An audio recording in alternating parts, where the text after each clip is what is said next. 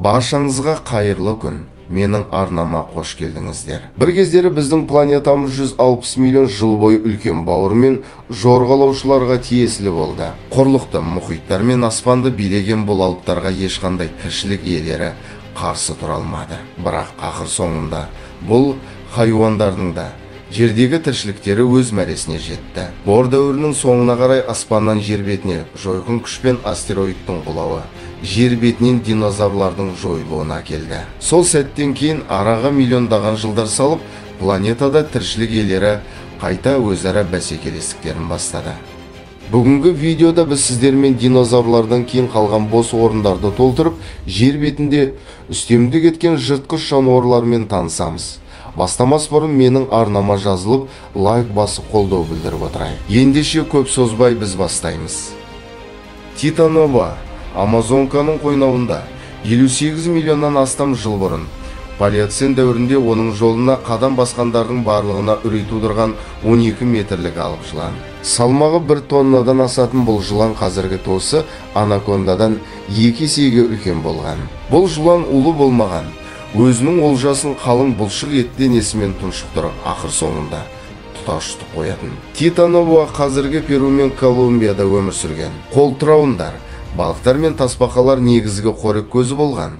Титанова экожүйенің немесе климаттың өзгеруіне байланысты жер бетінен жойылды. Палеоценде өмір сүрген жануар. Олар осыдан 36 миллионнан астам жыл бұрын өмір сүрген. Өз дәуірінің ең мықты динохиус солтүстік Американы 18 миллионнан астам жыл бұрын Палеоцен дәуірінде мекен еткен. Терминатор қабан лақабаты бар, барлығын жейтін, тіпті өлексемен де қоректене беретін жыртқыш. 1,5 метрден аса бойы, 3,5 метр дене ұзындығы және салмағы 1 тоннаға дейін жететін. Бұл қабан сол дәуірде мекен еткен сүтқоректілердің нағыз қорқынышына айналған. Динохиус өз туыстарының арасында ең үлкен түрі болды. Оның бас сүйегінің өзі 90 сантиметр. Азу тістерін пайдаланып олжасының сүйектерімен қоса жейтін болды деп болжайды. Бұл қабан өз дәуірінің нағыз қатыгез жыртқышы болды. Бірақ басқа пайда болған сүтқоректі жыртқыштардың бәсекелестігі бұл қабанның жойылуына келді. Мегалодон шамамен 3,5 миллионнан астам жыл бұрын Миоцен мен Плейоцен дәуірінде өмір сүрген алып акула. Бұл алып қанды акула дүниежүзілік мұхиттарда ұзақ жылдар бойы патшалық етті. Оның ұзындығы шамамен 15 метрдей болды. Салмағы 30-40 тоннаға дейін жетті. Мегалодонның негізгі тағам көзі киттер, итбалықтар және дельфиндер сияқты теңіз сүтқоректілері болды. Массивті денесіне байланысты мегалодон жылдан болмады. Аңшылық кезінде тереңдікте сәт өскенше олжасын ұзақ уақыт бойы күтіп, кенеттен шабуыл жасаған. Мегалодонның тістері 18 сантиметрге жеткен және мұхит тарихындағы ең күшті тістеу иесі деп есептелінеді. Мегалодонның жойылуы дүниежүзі мұхиттарының температурасы төмендеуі басты себеп болды. Амфисионит немесе аю ит жойылып кеткен.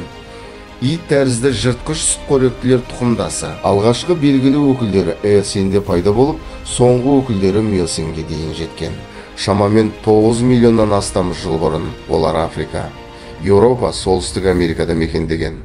Сыртқы түрі бойынша амфисиониттер аю мен ит арасындағы нәрсеге ұқсайды, сондықтан оларды ағылшын тілінде аю-ит деп атайды. Дене бітімі қазіргі арыстандай, салмағы 750 килограммға дейін жеткен. Ерте Миоценде бұл жыртқыштың түрлері көбейді. Олардың кейбіреулері жылдам жүгіріп, үлкен аңдарды аулады, өлекселерді де жеді. Өз дәуірінде үстемдік еткен нөмір бірінші жыртқышы болды. Миоцен дәуірінің аяғында жойылды. Форорокостар оңтүстік Американы 2 миллионнан астам жыл бұрын Плейстоцен дәуірінде мекен еткен. Ұшпайтын ет қоректі жыртқыш құстар, бұл құстар 2,5 тіпті 3 метр биіктікке жетіп, салмағы шамамен 150-300 килограммға дейін жетті.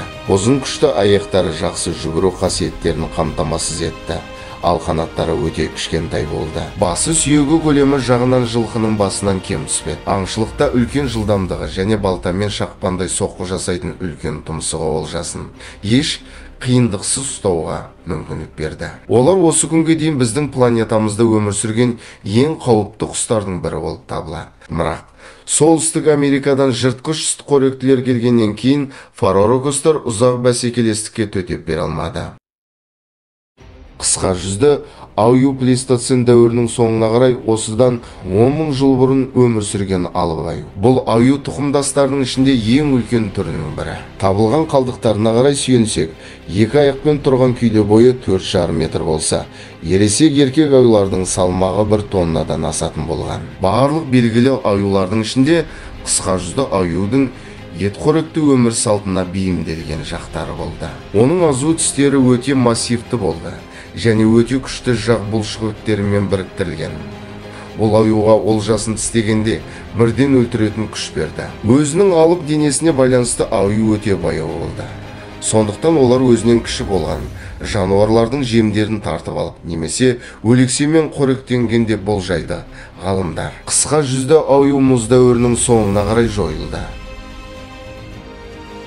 Қанжар тісті жолбарыс плейстоцен дәуірінде солтүстік және оңтүстік Америкада мекен еткен. Қанжар тісті жолбарыс керемет күшке ие және пышақтай өткір 17 сантиметр азу тістерімен қаруланған. Бұл алып американдық континенттерде 2 миллионға жуық жылдар бойы үстемдік етті. Смилодон арыстанның өлшеміндей және салмағы 400 килограммға жететін қысқа құйрықты болды. Қысқа құйрығы оның жүгіру кезінде тепе-теңдік сақтауына мүмкіндік бермеді. Сондықтан бұл жыртқыштар үлкен баяу қозғалатын аңдарда аулаған. Артқы қысқа аяқтары мен ұзын күшті алдыңғы аяқтары жыртқыштың өз олжасын қозғалыссыз ұстап, содан кейін азу тістерімен өлімге әкелетіндей істеген. Смилодон бірте-бірте өздерінің әдеттегі тағамы ірі сүтқоректілерді жоғалтты. Мысықтардың азу тістері оларға ұсақ аң аулауға мүмкіндік бермеді. Бұл олардың біртіндеп жойылуына әкелді. Дәл осындай алып жыртқыштар бір кездері біздің планетада өмір сүрді. Олардың табылған қазба қалдықтары бізге олармен жақынырақ танысуға мүмкіндік береді. Осымен біздің видео да өз мәресіне жетті. Видео қызықты әрі пайдалы болса, арнама жазылып, лайк басып, пікір қалдыруды ұмытпа. Келесі кездескенше сау болыңыздар.